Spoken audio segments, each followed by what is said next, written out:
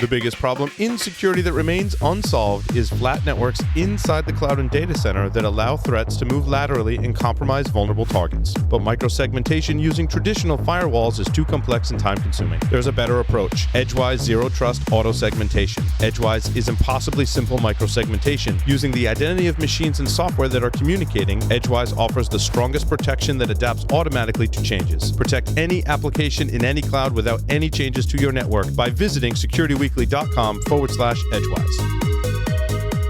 Welcome back, everyone, to Paul's Security Weekly. And I can't read my teleprompter.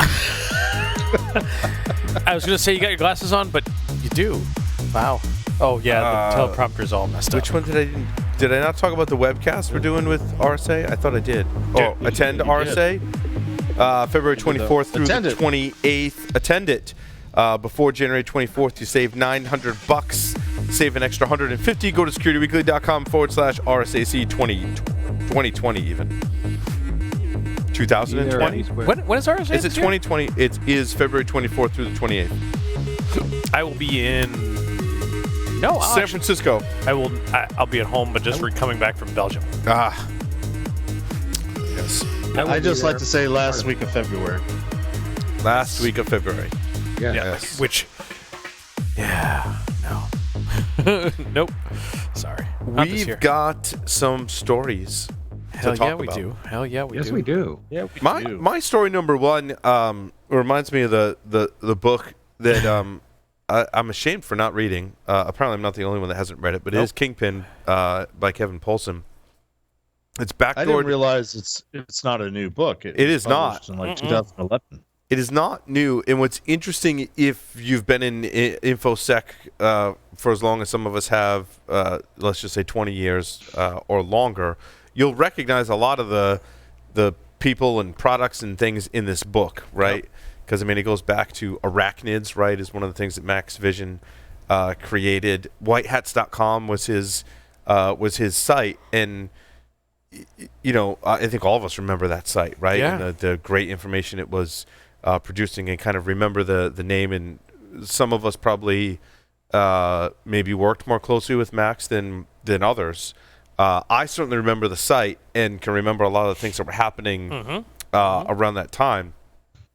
Much of it is before the podcast. I think the story kind of ends in 2010. I want to say it's 2010 when Max Butler, a.k.a. Max Vision, a.k.a. Iceman, was convicted. Well, finally, there was convictions before that. There was lots of. You get the whole history of his life, essentially, much of which surrounds both ethical and really a lot of not so ethical hacking. And one of the things in there was that's interesting in my story number one, which is backdoored phishing kits are still popular, which really isn't the news, because that stuff's been happening for some time, right? Black hats are taking over other black hats stuff, and it was Max's case that was like the first instance of that I think, I don't know if it's the first instance of that, right? But that was popularized. Someone was, Max was prosecuted, tried, convicted.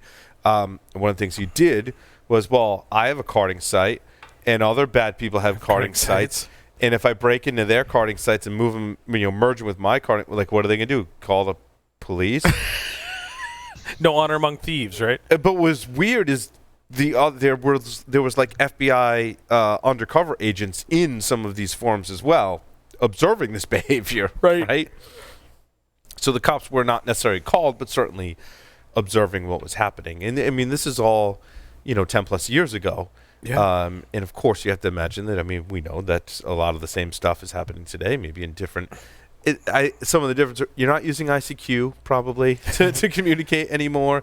And back then, it was e-gold. Do you remember e-gold? Yeah. It was e-gold. It wasn't Bitcoin or any of the modern cryptocurrencies, right? Yep. But it's all just variations on a scheme to make money. Yep. Right. Jeff, you'll appreciate some of the PCI lessons. I actually have a newfound respect for PCI. Because a lot of the things that I understand PCI as helping with and enforcing are CVV numbers, are storage of credit card data, right? And back in the early 2000s, before was it Target Albert Gonzalez, right? It's part of the TJX. Gonzalez. TJX, And, yeah. and Gonzalez. Gonzalez, who's in this story as well. They were exploiting all of this stuff. They're basically like, oh, bank cards don't ask for a CVV, so therefore we can steal the number and go dump money out of ATMs, right? So there are a lot of the easier ways that they were converting credit cards into cash have been made a lot more difficult, thanks, Jeff, right, largely to PCI regulations. Well, yeah, I mean, PCI came about in the back in the day, early 2000s, and initially it was each of the car brands had their own set of security standards that their merchant customers were supposed to follow, and then PCI came along, which was the agreed upon, okay, everybody will agree on one common standard, and the first one was published October 2004. Right. But that in 2004 we didn't just flip a switch and go, hey, look, everyone is doing a much better job of protecting all their credit card data, right? Oh my God, no. No, it takes time. It's been a 15-year process, and back then the conventional wisdom, as it sounds like a lot of the book kind of touches on. Back then, the way bad guys broke in was they would break in network access, get shell access, find the repository, which is most likely a database of all the gazillions of transactions, steal all the data, get in, steal the data. It was a pizza shop. They talk about Max Vision breaks into a pizza shop and goes, wow, this pizza place has been in business for whatever, 10, 20 years. Yep. And there's 50,000 credit card numbers sitting there that no one else has touched. Like Score. And then Max deletes it, right? Because he doesn't want anyone else to find it. These are fresh credit cards, right? But I think PCI has had a huge impact on, Jeff, I think, to our point of those style attacks. And what I'm trying to get at is the impact has been direct and indirect. Yeah. And it goes to the motivation. Most of the companies that are out there and a lot of the stories that we talk about and why PCI has, sort of a bad name in the security industry is because people are, they view PCI as a nuisance and they want to do the bare minimum to get by. And one of the exercises over the years is, in the early days, PCI is supposed to be a measure of your company's security program. And then somebody figured out, but it only applies to this one type of data, credit card data.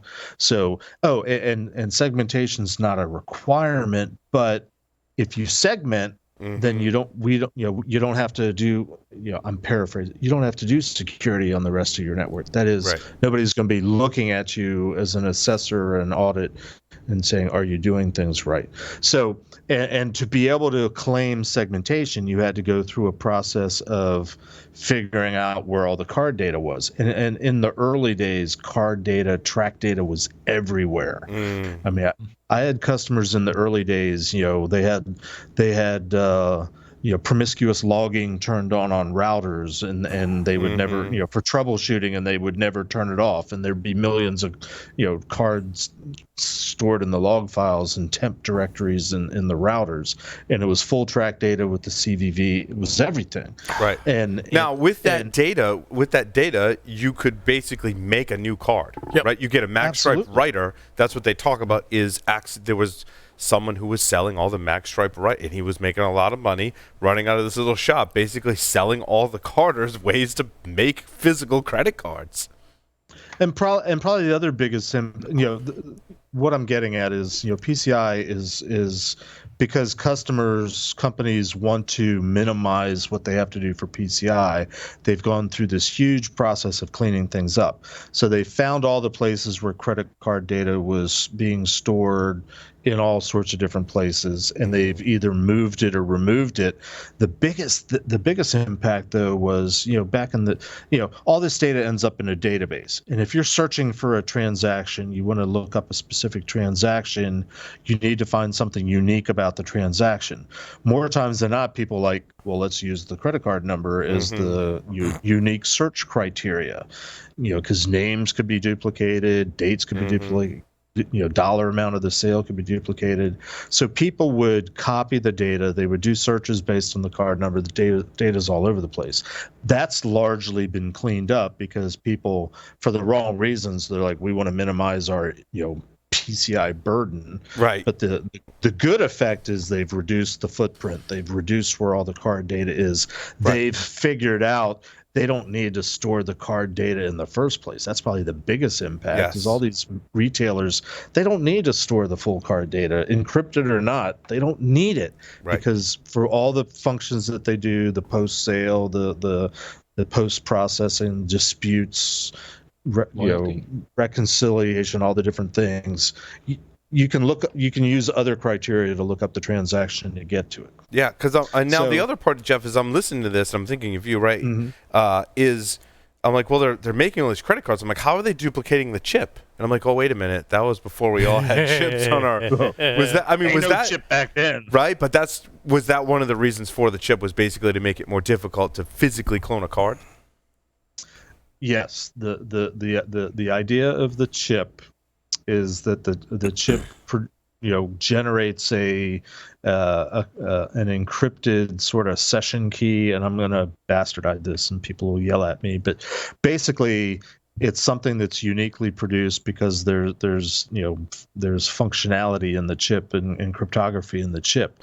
But what most people don't understand is the chips, even chip cards, still transmit what we know as tracked data. Yep. Right. The account number, the expiration date, the name of the card holder, and so on and so forth. That's all transmitted in the clear with an additional, sort of an authentication encrypted thing that's got to be decrypted, and it's more of an authentication thing with the chip.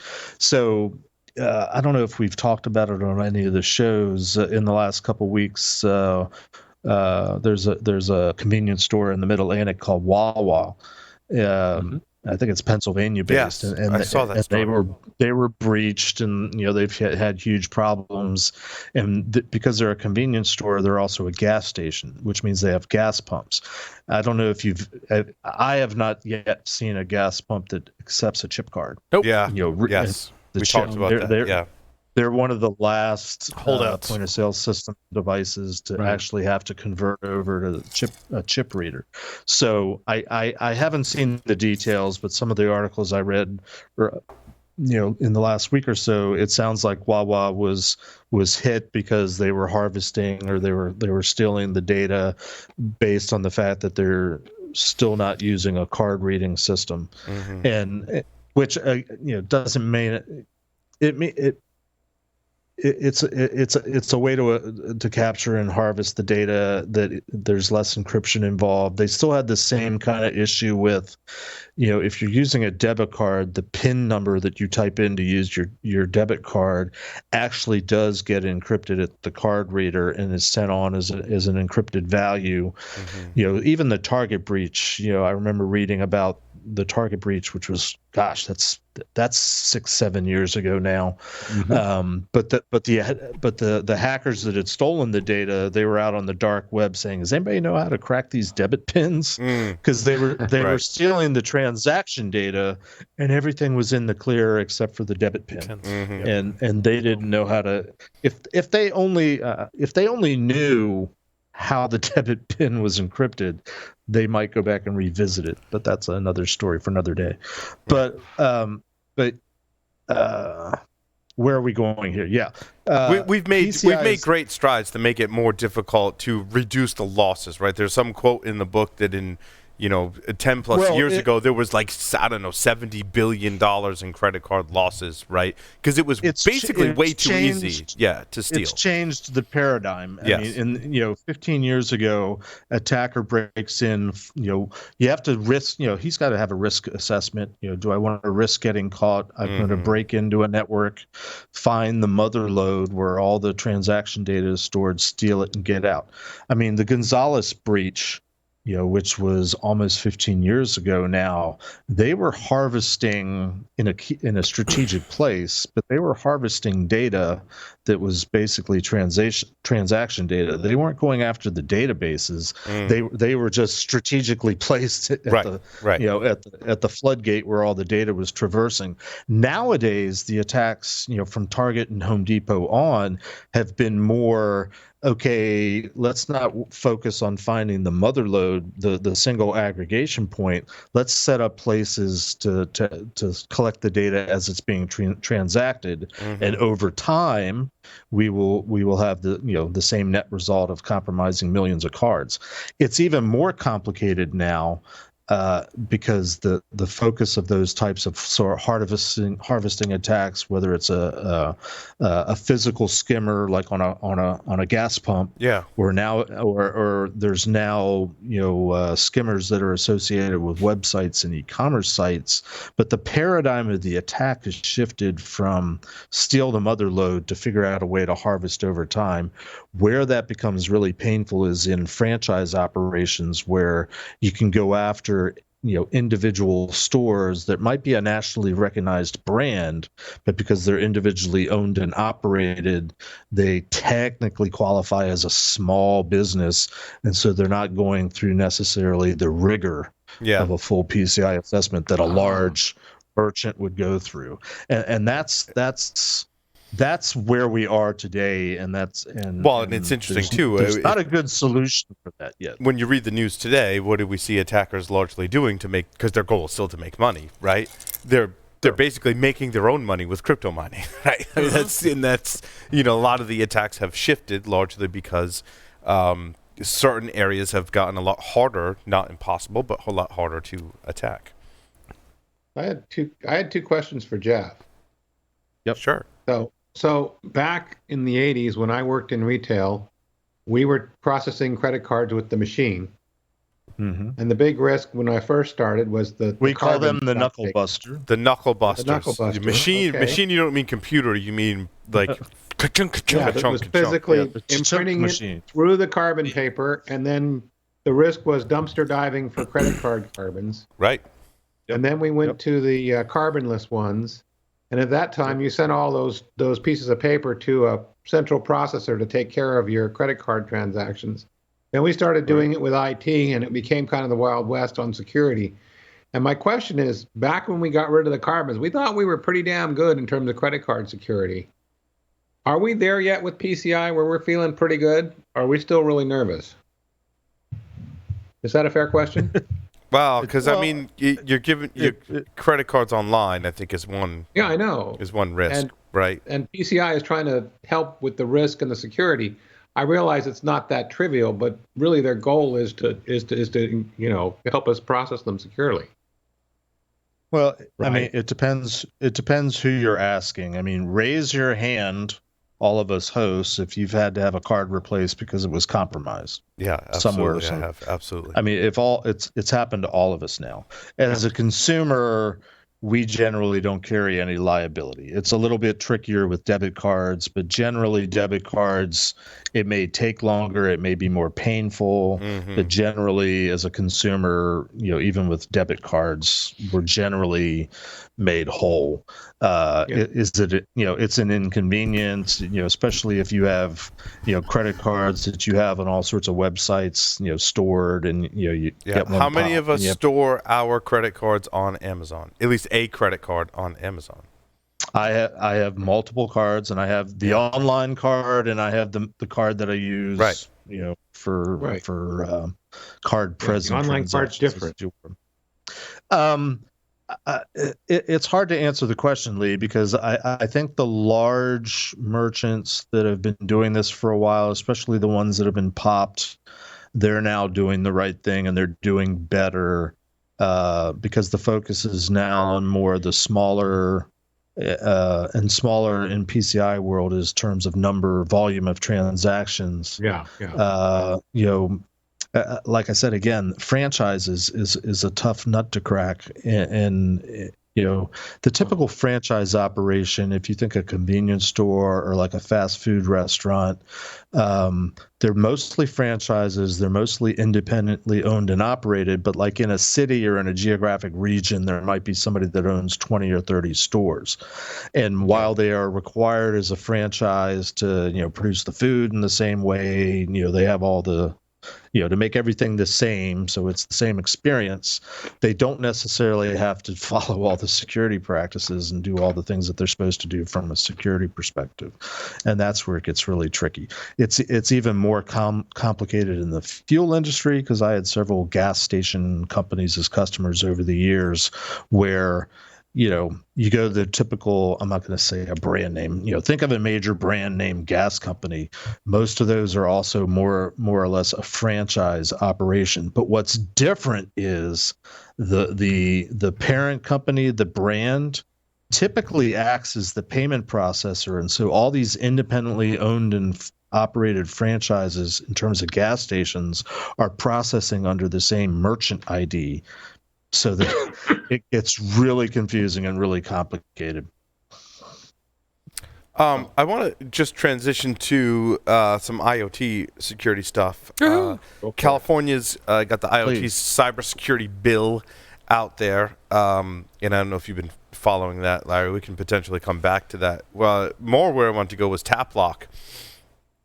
You remember tap lock? Yeah. The Bluetooth lock? Pentest Partners. I think it was Pentest Partners. Yeah, and they totally owned the shit you can just search for tap lock hack on YouTube and find probably hundreds of videos. I didn't count, but a lot of videos that show you a number of ways, and we covered it on the show. They're introducing a new enterprise fingerprint scanning padlock accessory for enterprises to protect. Why on what could Earth? Possibly go wrong? Wait, with a Bluetooth lock. It says that right here. What could possibly go wrong, right? Right? Yeah. Well, I mean, what could go? I want to buy you one, Larry, and see, have you count all of the ways in which you could access that is called the device. 1, 2, crunch. Yes. Right? I don't even know if you'd get to 2. Because there was physical bypasses and there was Bluetooth attacks. My concern, Larry, and kind of a question for you, is inside of a lock in that small of a footprint, like how much Bluetooth hardware and software can I fit in there and actually implement security correctly? Because it's not like we have a laptop, right? I mean, the Bluetooth chipset is, and I want to clarify. I suspect that will be Bluetooth low energy, given that the footprint is significantly reduced over Classic. The devices themselves are fairly small. You can get you can do a decent amount of stuff with the footprint that you're given. However, Bluetooth low energy security is just a shit show. From a usability perspective, although I suspect with a lock that you're not connecting to over and over again, you're potentially doing limited number of connects. It may be reasonable for you to have to enter a PIN every time, depending on your use case. If it's like on a lock, if it's a lock on something that you have to enter a PIN every time you want to unlock the lock, and you unlock that 30, 60, 100 times a day, throw that thing in the garbage, because get a key. If it's something you access once a week, reasonable to enter a PIN code to access that thing once a week. And those are some of the best security methods we're going to start doing for some of that stuff. And people being able to access those locks with that stupid simple. They've got, so apparently the enterprise version adds share Bluetooth access remotely with unlimited users. So you can grant people access. I'm not sure exactly how that works, but you can unlock it in 3 different ways. Bluetooth, the backup Morse code by pressing in long and short combinations, and then a fingerprint. Crunch. It does say they have. Let me count the ways: crunch, crunch, and crunch. It does say they have anti-shim and anti-pry technologies. Okay, maybe the updated they have learned from some of those. That's reasonable. Yeah, and I do want to point out, like when we get email from someone from TapLock, that they very much could have secured this lock. Yeah. And again, it pretends on what it depends rather on what you're protecting. Yep. Right. And how motivated your attackers are. Yep. And how much evidence they want to leave behind as well. Yep. Right? I mean, because a good torch, blowtorch or whatever, is going to get through. A good sledgehammer or whatever. Sometimes it doesn't even matter how secure the lock is if whatever it's attached to can be broken off easily, or whatever the chain that's holding that the lock is attached to can be whatever the weakest or link the is. hasp or whatever. Exactly. But you're going to leave evidence behind. Yeah, so sure. does this could motivate people to go, I'm going to try and Bluetooth attacks against it, so Yep. maybe I can get in undetected. But TapLock could have done a great job securing this. We don't know. Track record proves, or track record shows, not so much. Not so good, but it could be a very secure option given their track record because they've learned. Yeah. But if, what we said when we covered the story earlier was, obviously if you're going to use these in your enterprise, make sure you test them for security. Yeah. Or buy some for those in the hacker community and see how long it takes. Well, there's also another factor here too. When Shelley was working at the lab, we had Tesla locks that are activated by a magnetic strip. And she was going through so many of those locks a day, she was literally wearing the magnetic strip off the back of her badge, and every few months she had to get a new badge because they weren't designed for that level of use. Point being, your use case has to match. Yes. Like you were starting to say earlier. Mm-hmm. Yeah, and it depends on what you're protecting with it. Yep. Exactly. What else from an IoT perspective? Chamberlain MyQ garage doors. Yeah. There's been some Was research this done on your these, story right? or my story? This was, I think, your story, Larry. Yep. Oh. Sorry, I did add some What stories. the heck? What? I added a couple stories. for Chamberlain? the game. Yep, Chamberlain MyQ. Yeah. It's effectively a retrofit for existing garage doors to be able to add them to other home security systems. They use rolling code and Bluetooth potentially, but not in all the cases. Looking at the code, they found a whole bunch of other stuff. It was purchased from a third party, which gave some really interesting stuff about the modulation for them to be able to determine it. It used to be called the OOK Excel door sensor. OOK is on-off keying for radio. Oh, yeah, because I have one of these for my garage door. Not this one, but you can get, it's kind of simple if you think about it, right? Your garage door opener has contacts or connections for physical wires to have multiple openers, right? You got your keypads and all this other stuff, right? You can add one that's wired into your opener. That mine was either Zigbee or Z-Wave, I'm not sure which, that talked to a SmartThings hub. They could Probably connect to Zigbee. Pretty much any, probably Zigbee, right? Could talk to pretty much any, or connect to pretty much any garage door opener, and then would allow you to open your garage door. Now, I didn't. The security risks for me, it wasn't all that greater or less than the security of your garage door without it. Right. I mean, you think about it. You've got a wireless opener. If you've watched not Fast and the Furious, Gone in 60 Seconds, right? Didn't they do a similar style attack? If someone's motivated enough, sure. The thing with a garage door, if you're not home, it could attract attention because the garage door is going up or whatever. If you are home, garage door is pretty friggin' loud, right? You're going to hear the garage door. No, arguably, we have a detached garage, so we might not notice That's something a good point. that. Yeah. Something like that. But that's why we have cameras. Right. Yeah. So you put other controls in place because, essentially, it's a big door, right? That runs wireless. Effectively, what came down here is that the MyQ technology, it's good and secure and it's new, and sure enough, the whole Sammy Chemcar roll jam style attack, they had to take that and just adopt it to a new encoding scheme that Chamberlain had adopted. What's the which, roll? The rolling codes. Yes. So you effectively get a code, you do some jamming so that the code is never received. You send that type of style. He did some research and published it on Absolutely. Roll jam. Yep. Hey, I have a stupid OK Boomer question. Okay, Boomer. So, like, I've lived in my house for 20 years. I've had a garage door clicker opener for the 20 years I've lived there. I assume that's not an IoT device. IoT means I'm opening it with my smartphone? Correct. Sure. So, Sure. And It's connected to a device that lets you open it with your smartphone. Right. Yeah. So basically, the MyQ hub. Yep.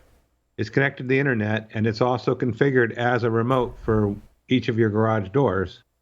And then you talk to, and it talks to the MyQ server, and your phone talks to the MyQ server and tells it what to do. Yep. The MyQ goes and sends and it those. Basically is the same as clicking that clicker. Yep. Rolling code or otherwise. I mean, it emulates the rolling code just fine. The question is, how secure is the hub? Or how secure is the app on your phone, or how secure is the MyQ servers, right? That's what I think we mean by I'm sure Internet of There would Things. never be a problem with their server. Right. It's on the internet. There's an API, which I'm seeing curl commands here to some. Ultimately, I see the curl command. Ultimately, one of the big ones they had here was with the last mile, that it was the transmissions there that were rolling code based, and then you were effectively sending the MyQ thing thinks the garage door is closed. When in fact you've replayed a command that has the next rolling code that is now open.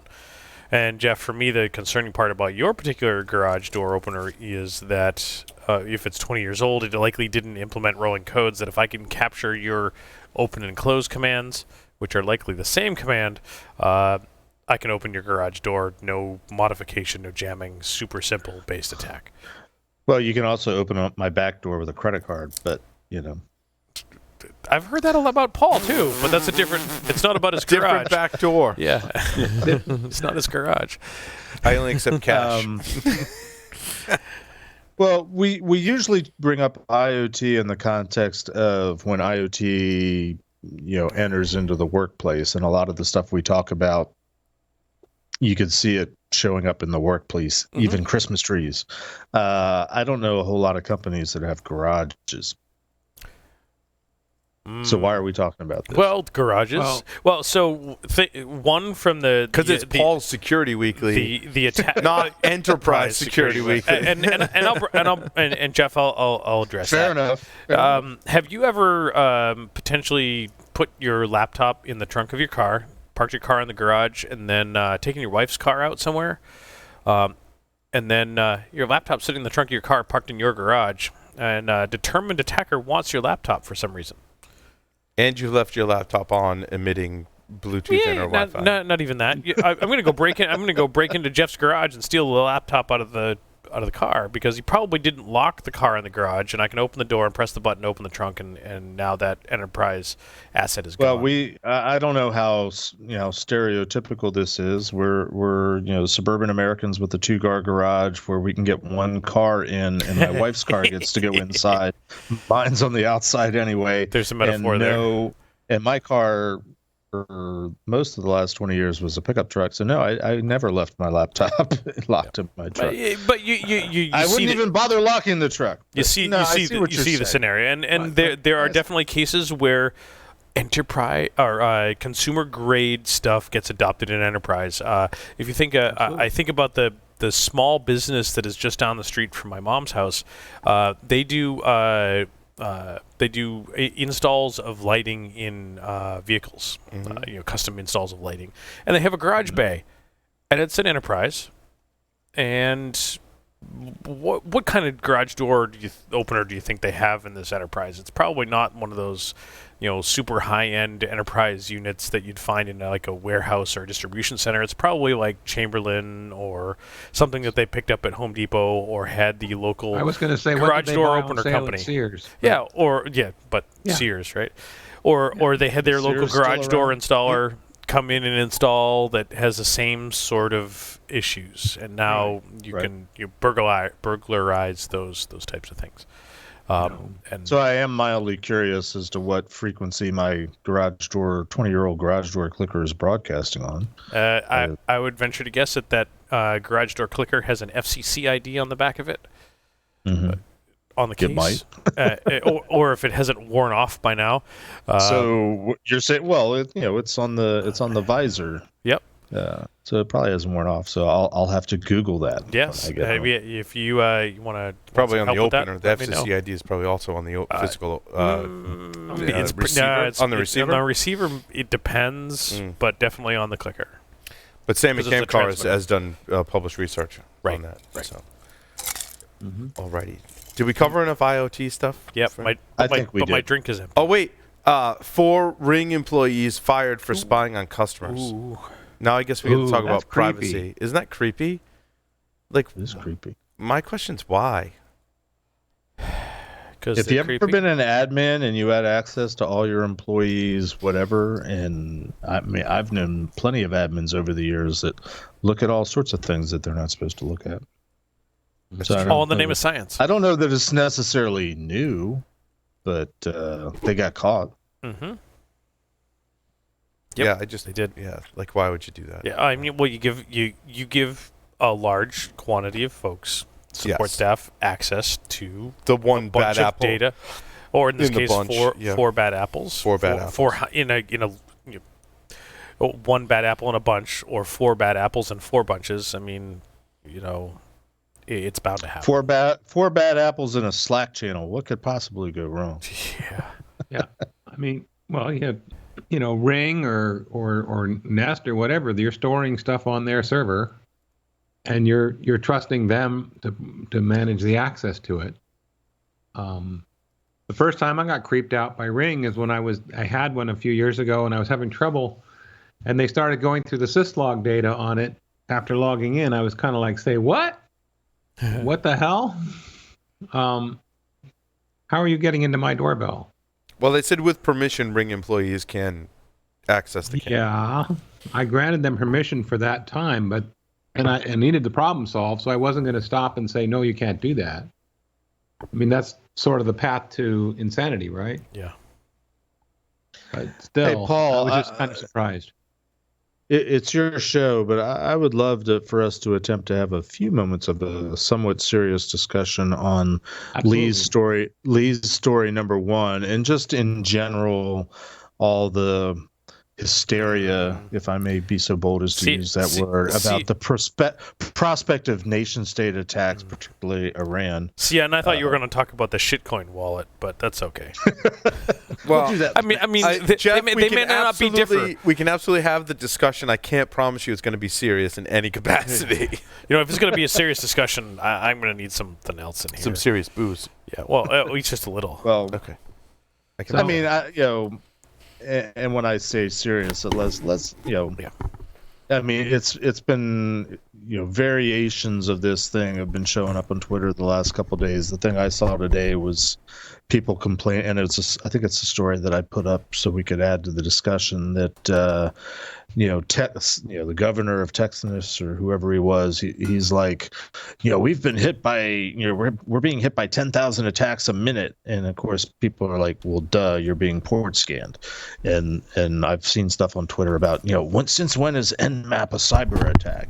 Well, funny you should ask, because when I was getting started in the DoD, our legal our general counsel determined that a ping command is an active attack, and therefore it had to be classified top secret as a cyber. We didn't call it cyber at the time, but it was considered to be a cyber weapon.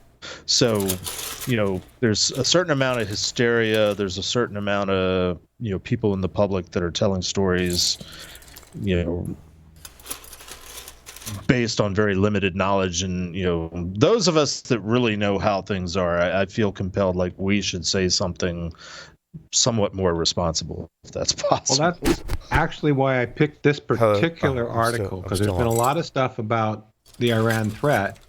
This particular CISA bulletin talks about what you can do, what their threat profile is, what Iranian cyber activity is. We don't know anything they're going to do, but this is at least, fairly sane advice without getting into the, get under the desk, you put your head between your knees and kiss your ass goodbye kind of advice. I think there is a little bit of hype, and unjustifiably so, but a lot. if you're somebody's going to respond, you don't want to hear, you want something that's reasonable and sane. Yep. I question like the term war, because I think it's something that's always happening, not Yeah, I don't fitting the wanna say typical Mhm. definition of a war. It's more just a ongoing series of Yep. battles, and espionage is more right Sure, of sure. how I term it, right? Battles, espionage, probing, discovery. I mean, if we Terrorist attacks. I know we talked a while back about that had been some hacks against the Spillgate in New York, that attackers, had access to this IoT device that controlled a Spillgate for a water distribution system. Sure. It was Iran. I mean, since Stuxnet, they have been building their cyber capabilities massively. At a much faster rate than before Stuxnet. Yes. Arguably at the same or faster rate as other Same and faster. nation states that we could and- deem as enemies, right? But So- with their own capabilities as well as those of contractors or mercenaries. So they have some capability, and their interest in going into, and I'm going to use big air quotes, cyber war is if I were imagining, it would be multifaceted. It wouldn't just be going against ICS and IoT. It would be against healthcare organizations and government and Well, I believe I added the story and that the economy and all of these yes, things that you might not think about. That I'm not as an organization that you may think I am not something that Iran would want to attack. Right. But in the case of all out, no holds barred, yeah, you are. Well, that's why you need sane recommendations, things that you should be doing anyway. Yep. Because that's all we really can do. We're not sure what the capability is, but we should be watching for these kinds of activities, even if you don't say Iran. If you say somebody else, you Agreed. want to be security aware and keeping folks on because the bar is always changing. Today we're talking about Iran. Tomorrow we might be talking about China or some other. It doesn't matter. Mhm. You're going to do the same sorts of things. The bar's not changing, Lee. The dare I say FUD that the media is putting forth changes. Totally daily. agree. So and it's you know, it's a 24-hour news cycle. They got to talk about something. So they're not. So they're gonna fluff it up. So one of the things that I had heard Yeah. sort of thrown around was GeoIP filtering for your networks is one of those protections that we could use to quote level up a little bit of the stuff. Like, let's just block all the traffic from Iran to our stuff if we don't do business with Iran. I'm going to throw that out to you guys to comment. Just good, bad, Because you're assuming they're not going to use a VPN. yeah, or That proxy. I mean, it goes back to our through, previous discussion how the network protections, as we've traditionally thought about them, are just not. I mean, effective. certainly that will help.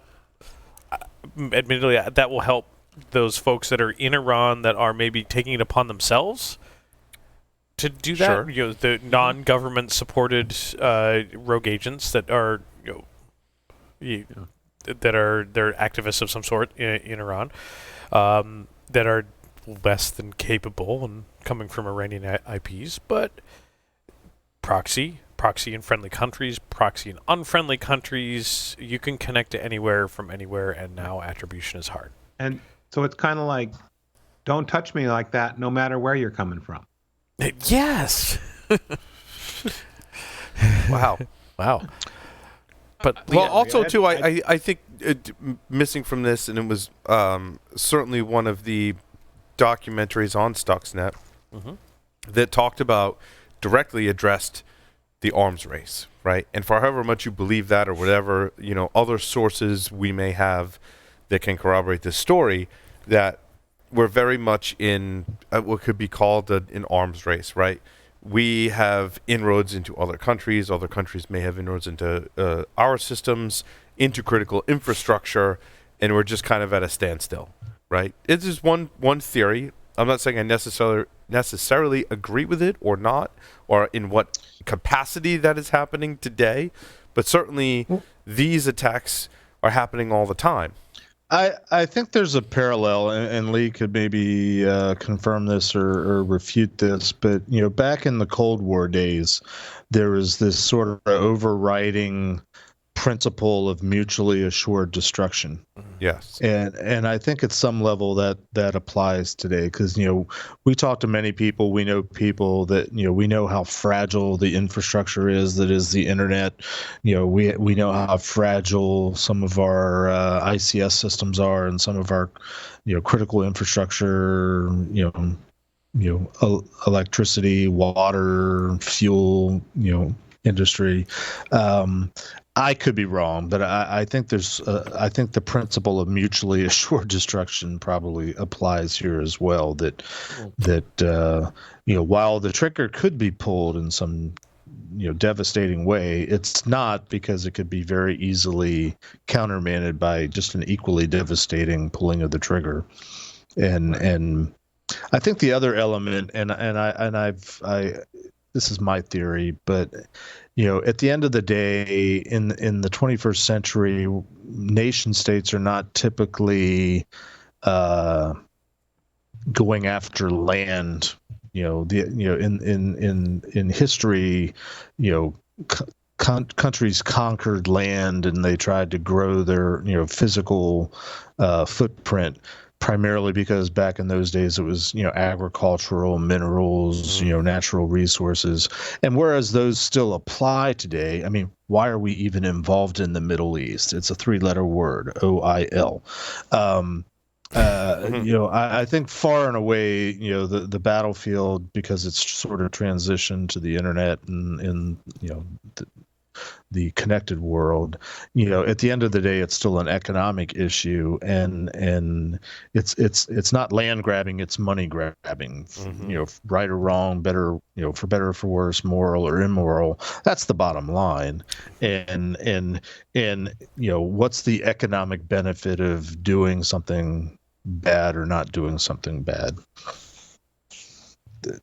And as long as there's this sort of mutually assured, destruction, we're going to keep bopping along, other than the media, trying to come up with stories to publish to incite fun, fear, and paranoia. Yeah. Well, I think you're right. I think part of the whole game, like you're saying, is mutually assured. What are the consequences? I mean, one of the conversations I was having this morning was a cyber attack might be responded to with a huge kinetic physical attack, which could be much more devastating, regardless of the where we are. That's the mutual assured destruction. Is it's not like for like. But the fact that the view of who can do more harm in the long run, that's the same model. That hasn't changed much.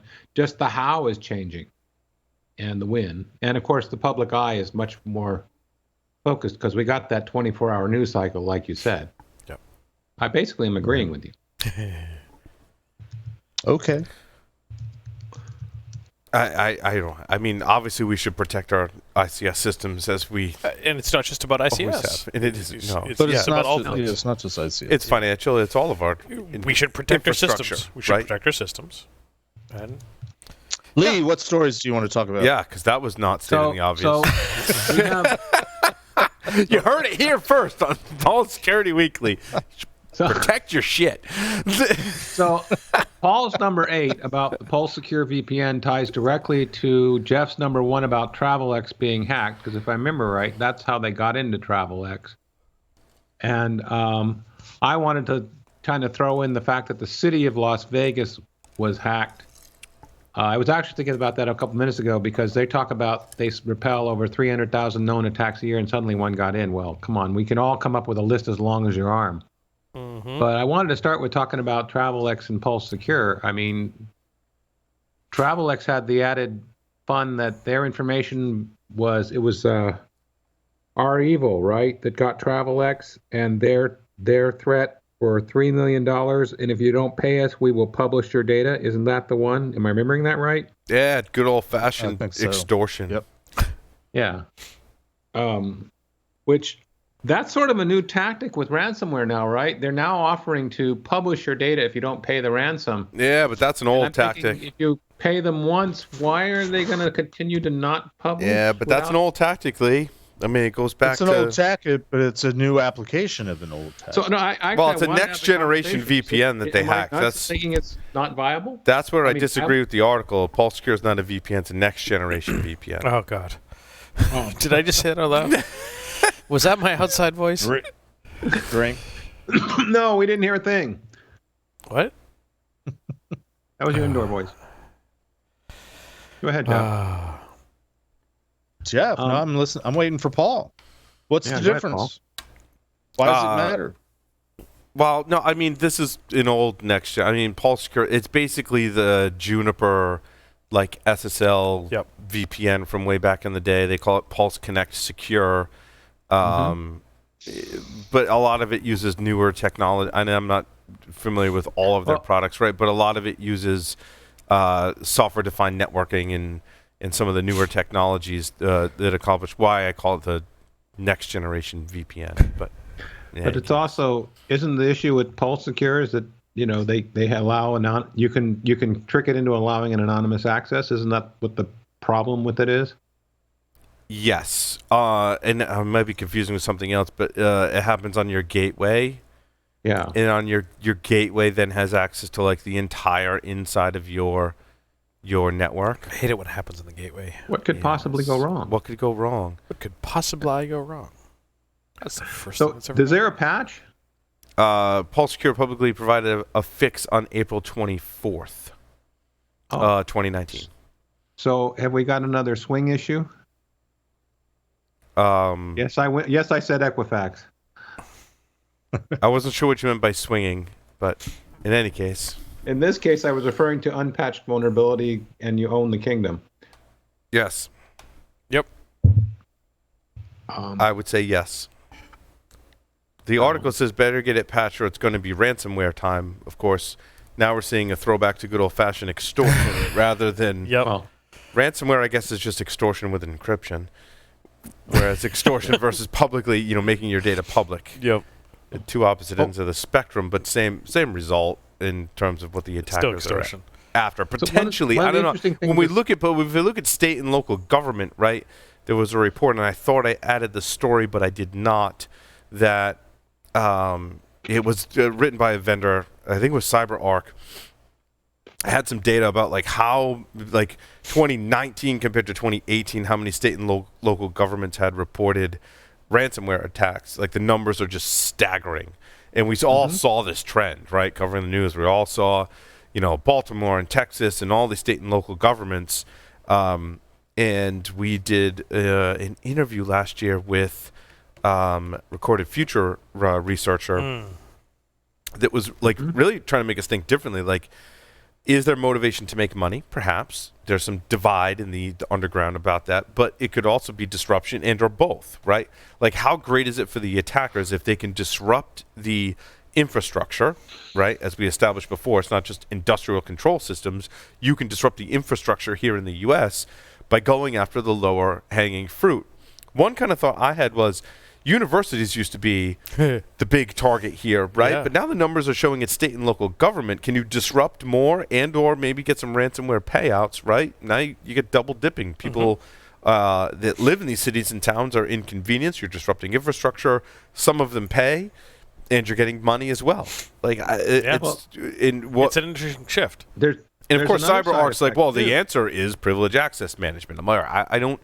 You have a great product. I disagree with. I don't disagree with that.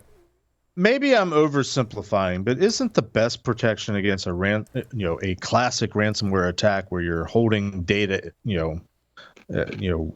access to your data, is being withheld? Isn't the best attack against that is backups and frequent backups? Right, but you're treating this. You're treating the symptom. Is that a security function at all? You're treating the symptom, not the cause. Yep. Right. And Lee, sure, I Lee can had restore my backups, but they could just come right back into the network and Lee has a and comment. do that again. Sorry, Lee. So I had actually now I have two. The comment I had was pissing contest over that one. Yes. There was a company in Arkansas, and another one in there was a marketing firm that got ransomwared, and because of the ransomware attack, their payments and billing systems were offline, and they didn't have any income. so they couldn't make payroll and they weren't done recovering, so they had to lay everybody off right before Christmas. They were hoping to recover January 2nd. They're out of business. There was a online bicycle ordering company, one of the hottest companies for direct market bicycles, got ransomware. They're being offline for a while, put a huge crimp in their income because they couldn't respond to customer orders. So the disruption that I think Paul didn't include is you could put somebody out of business with ransomware now. Yeah, Just by especially the recovery time, you cut down their feeds to income. especially at critical times like the holidays at Christmas time and I mean, launch dates and yeah. But while Exactly. that's true, Really.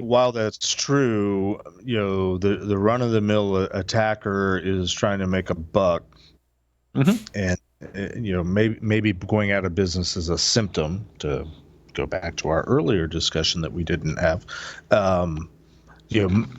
most attackers are not out there motivated to I've got it in for company, the Acme company. I want to put them out of business. That's not the motivate. While it is a legitimate motivation in the classical sense, I don't see it played out very often in reality. It could be an outcome, but it's not the motivation, is it?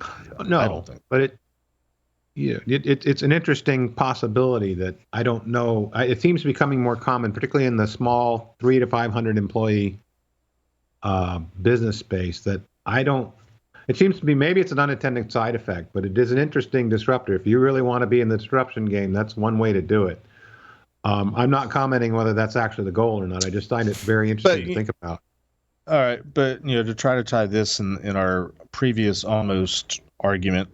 I live near Baltimore. Baltimore was recently hit by a ransomware attack. They could have paid it, but they spent millions,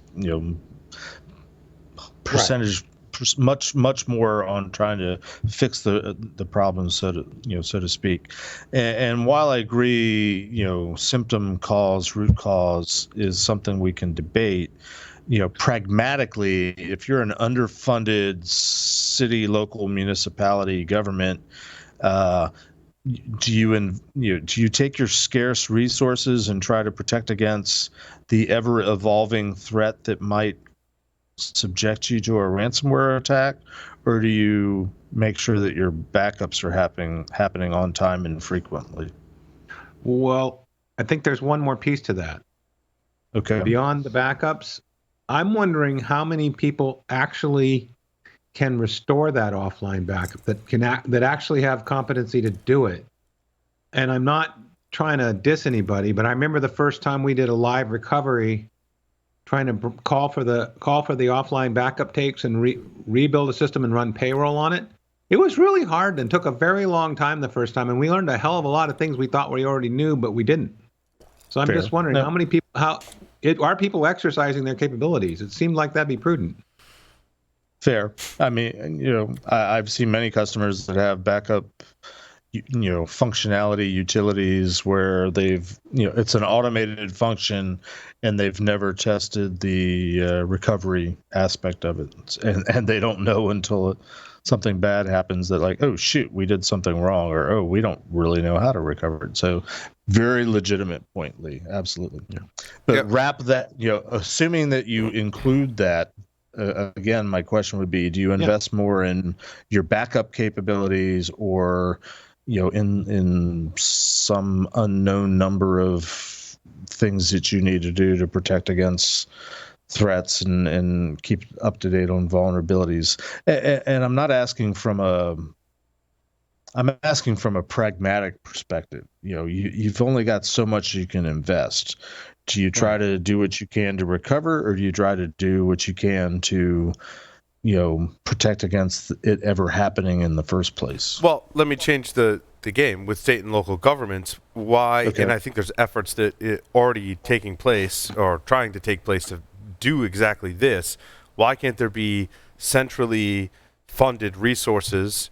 And by resources, I mean like people, time, money, processes that are being implemented and taught to people, both from a federal level, then a state level, then a city and town level, to provide them with a good way, maybe not the best way, maybe not a foolproof way, but a much better and a good way to provide those backups. That takes the financial pressure, the resource pressure off of state and local governments, because now they benefit from a centralized system where they can gain access to these resources. Mm-hmm. Very much the model we have at Ocean, right? Mm-hmm. Yep. Mm-hmm. Provide them with that, so they don't. A local, town or even a state doesn't have to spend all the resources and reinvent the wheel all those multiple times over. They take advantage of central programs to have good backups. That gives them maybe then the opportunity to extend that program to other things that could help with security, right? Mm-hmm. Certainly, you could look at California. I think we learned had like a centralized endpoint security system or whatever it is, right?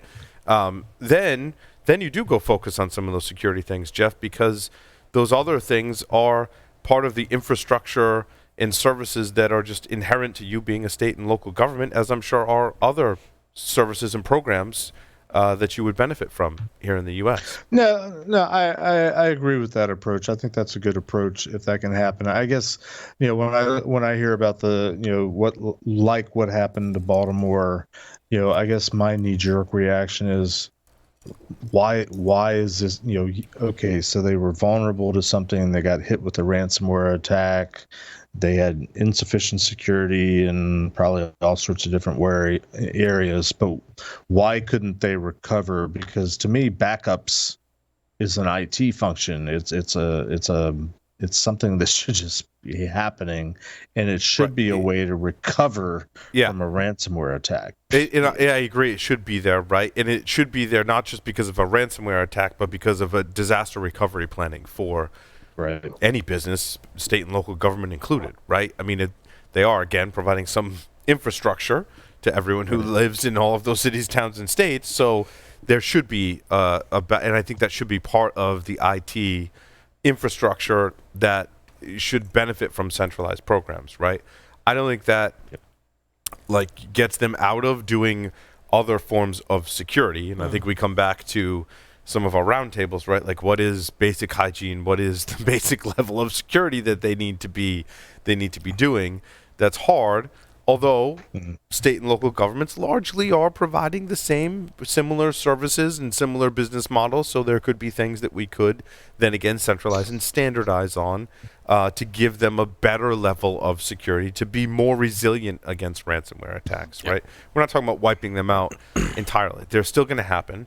Sure. But backups is a critical piece that when they do happen, that you have a better chance of recovering, right?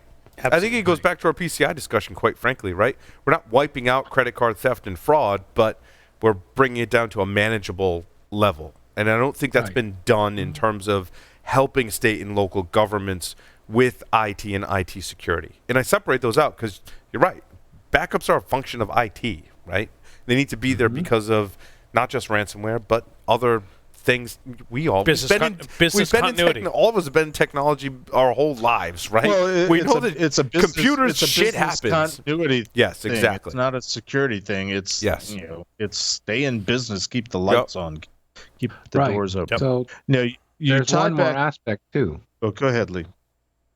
When I was thinking about it, when Paul was talking about the government programs and the like, where in the government there's a lot of emphasis on low bid, and when you're talking about a small business, they might go with the cheapest option. The trick is getting the appropriate level of solution, not just looking at the price tag. Yes, that's correct. I mean, I was also reminded of this because there was a story about Chinese malware found on pre-installed on some government-funded phones because they went with the low-bid Chinese Android. Point is, you got to buy at the right level, right?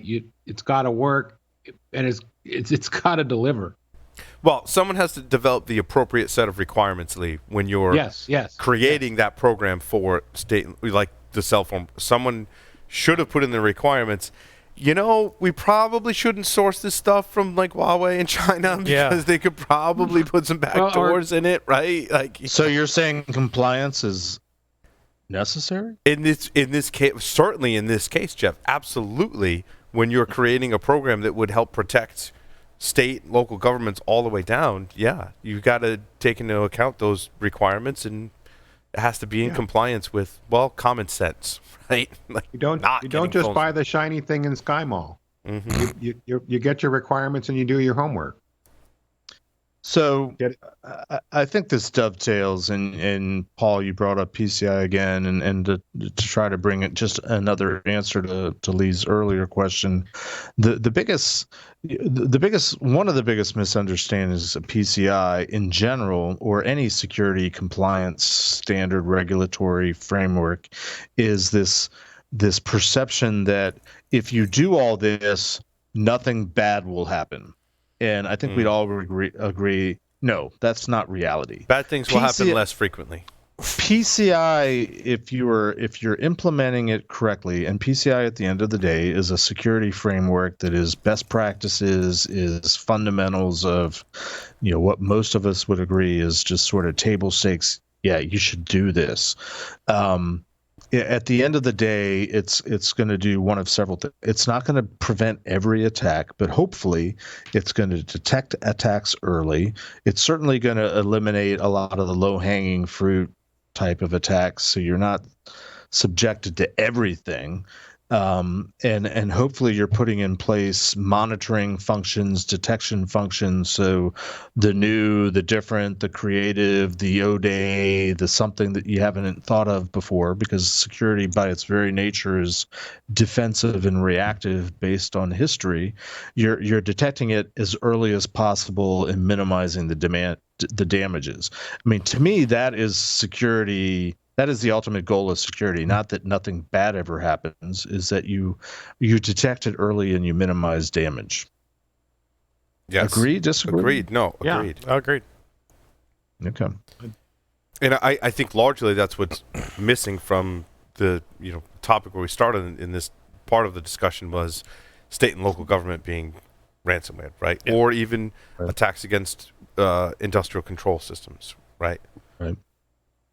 You're not going to stop But- it entirely. We're not going to stop anything entirely when it comes to security. Well- and Certainly hacking. minimize our risk. Yeah. And I've certainly seen this over the last couple years. It came up with the Target and the Home Depot breach, and it sort of ties into the attribution thing a little bit. But there seems to be this perception that, woe is me, nobody can protect themselves against a nation state attack. That's like the ultimate thing that you can't defend against, which on the one hand I agree with, because nation states presumably are the most well-funded attacker, but it also seems to be just kind of an excuse, or it's a Well, I would say that it's a dodge. nation states can fund attackers, right, Mhm. to achieve their goals. I don't think every nation state has their own bench, right? Kind of like, I guess if you look at red teams, right? Is it internal red team or external red team, right? Yeah. They're going to fund attackers. I'd argue. regardless. I'd argue they all have a bench. The quality of that bench varies, just like pen test companies. Yeah. Fair Agreed. enough. And changes over time, Yep. right? And you can rent benches. And you can rent benches, And yes. you can find mercenary benches. And You can find countries to partner with, right? exactly. You can have proxies. Yep. Mm-hmm. But compare and contrast that to a lot of companies' approach to security. You're not saying every company, but there has to be a certain amount of risk decision making, which essentially means what are we going to pay for, what are we not going to pay for? What are we going to take the chance that this will happen or won't happen? And there's sort of this. I think a lot of our industry convinces a lot of companies to spend a lot of money against sort of the incidental, casual hacker just happening to stumble upon, oh, you're vulnerable to something, let me exploit you. I mean, the Target attack, the attackers that breached Target weren't targeting Target. No. They just happened to be vulnerable to something. Yep. And I think one of the 800-pound gorillas in the room is that most companies in the commercial world, if not, state, local governments, dare I say, the federal government,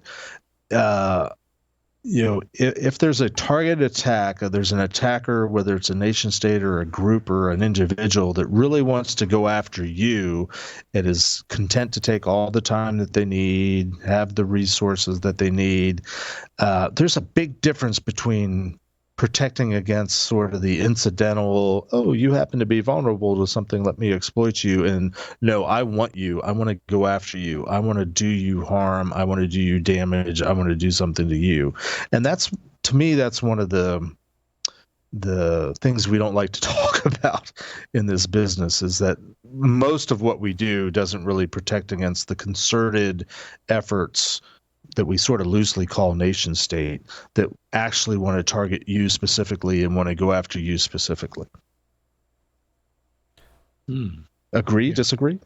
No, agreed. And, I think that targeted attacks, or dare we say APTs, if we have enough liquor left for that at the end of the episode.